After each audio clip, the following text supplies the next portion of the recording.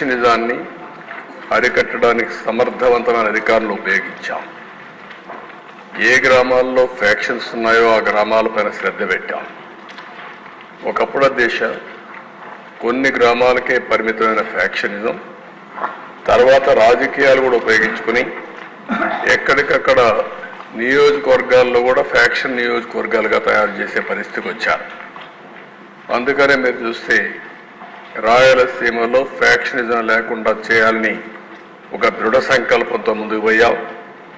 ఈరోజు ఈ హౌస్ ద్వారా రాష్ట్ర ప్రజానికాన్ని గుర్తు చేస్తున్నా, మా ఎమ్మెల్యేని సీనియర్ నాయకుల్ని ఇద్దరిని అరెస్ట్ చేసిన తర్వాత మిగిలిన వాళ్ళని కూడా అరెస్ట్ చేసి రాయలసీమలో ఈరోజు ఫ్యాక్షనిజం లేకుండా పోయిందంటే దానికి కారణం తెలుగుదేశం పార్టీ అనే విషయం అందరూ.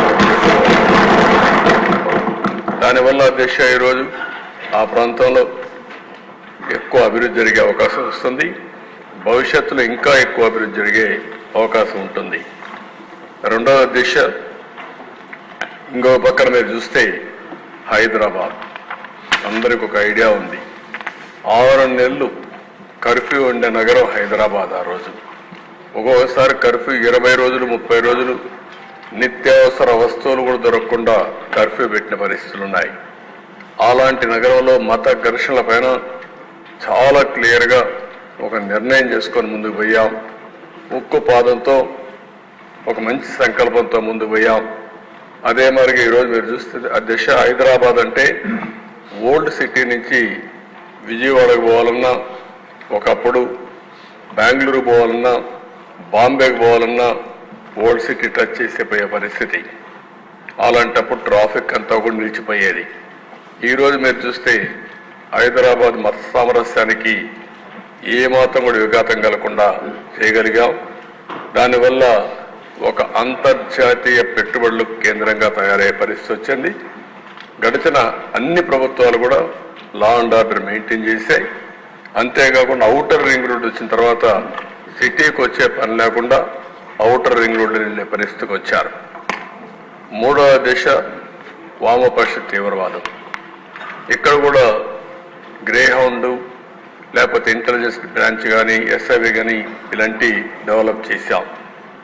ఆ రోజు సిద్ధాంతపరంగా ఆలోచించిన తెలుగుదేశం పార్టీ ఏదైతే పేదరిక నిర్మూలన జరగాలి, కానీ ఈ ఏదైతే వామపక్ష తీవ్రవాదం ఉందో, వైలెన్స్ ఉందో ఈ నాగరిక ప్రపంచంలో మంచిది కాదని ముందుకు పోయాం. అయితే ఆ రోజు నా మీద దాడి చేసిన ప్రజల కోసరం నేను ఏమాత్రం భయపడకుండా ముందుకు పోయానని కూడా ఈ సందర్భంగా మీకు తెలియజేస్తున్నా. ఆంధ్ర రాష్ట్రంలో చాలా వరకు నియంత్రణ చేయగలిగాం. రౌడీజం అధ్యక్ష ఈరోజు మనం చూస్తున్న రాష్ట్రంలో ఎక్కడ చూసినా రౌడీలు తయారయ్యే పరిస్థితికి వచ్చారు. ఆ రోజు నుంచి మీరు చూస్తే రౌడీ అనేవాడు లేకుండా ఆ పేరు వినపడేదానికే భయపడే పరిస్థితి తీసుకొచ్చాం. PD act ఉపయోగించాం. రౌడీల పైన ఉక్కుపాదం మోపాం. మొత్తం లా అండ్ ఆర్డర్ మెయింటైన్ చేశాం. అది తర్వాత వచ్చిన ప్రభుత్వాలు కూడా కొనసాగించే పరిస్థితికి వచ్చారు. అది శుభ పరిణామం అని చెప్పి కూడా నేను మీకు తెలియజేస్తున్నాను. నెక్స్ట్ తర్వాత దిశ 14-19 మర్డర్స్ 15% తగ్గాయి. రైటింగ్ 51% తగ్గాయి. కిడ్నాపింగ్ అబ్డక్షన్స్ 16% తగ్గాయి. అదే మరి హర్ట్ అయితే 18,048 నుంచి 16,018 తగ్గాయి. 11% తగ్గింది. అసాల్ట్ 20% తగ్గాయి. రాబరీ దొంగతనాలు 25% తగ్గాయి. దీనివల్ల ప్రభుత్వ చర్యల వల్ల ప్రజల్లో ఒక భద్రత వెలిగింది. ప్రతి ఒక్కరు కూడా నమ్మకం వచ్చింది. మేము సేఫ్గా ఉంటామనే పరిస్థితి వచ్చింది.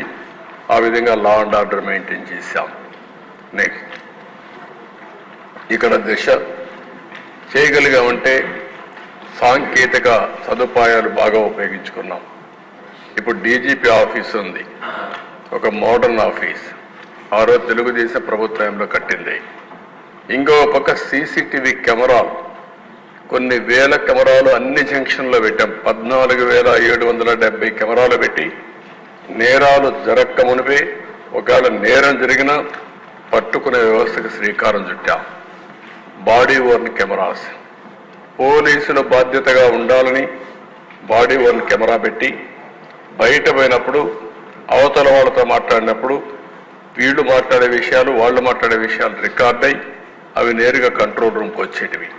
అంటే ఎవ్వరు కూడా పౌరుషంగా మాట్లాడము, థర్డ్ డిగ్రీ ఈ ప్లింతీ లాంగ్వేజ్ మాట్లాడము అటు ప్రజలు కానీ రౌడీలు కానీ పోలీసులు కానీ సక్రమంగా పనిచేయడానికి పెట్టాం.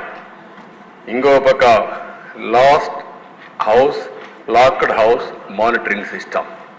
ఎవరన్నా ఇంట్లో నుంచి బయట పోతే ఆ సిస్టమ్ పంపించి పెట్టి ఎవరన్నా ఇంటికి దొంగలు వస్తే పోలీసులకు ఇమ్మీడియట్గా ఇన్ఫర్మేషన్ పోయే పరిస్థితికి వచ్చింది.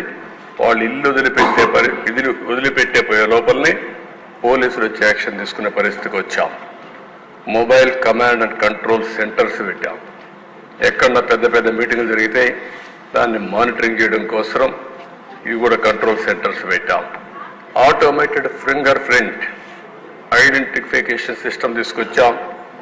దీనివల్ల కూడా ఇలాంటివన్నీ పెట్టి ఎవరైనా దొంగతనం చేయాలన్నా ఎవరైనా నేరాలు చేయాలన్నా ఏ మాత్రం చేయాలన్నా ముందుగానే పట్టుకునే పటిష్టమైన సిస్టమ్ తీసుకొచ్చి ఈ టెక్నాలజీ కూడా పెద్ద ఎత్తున వినియోగించాం.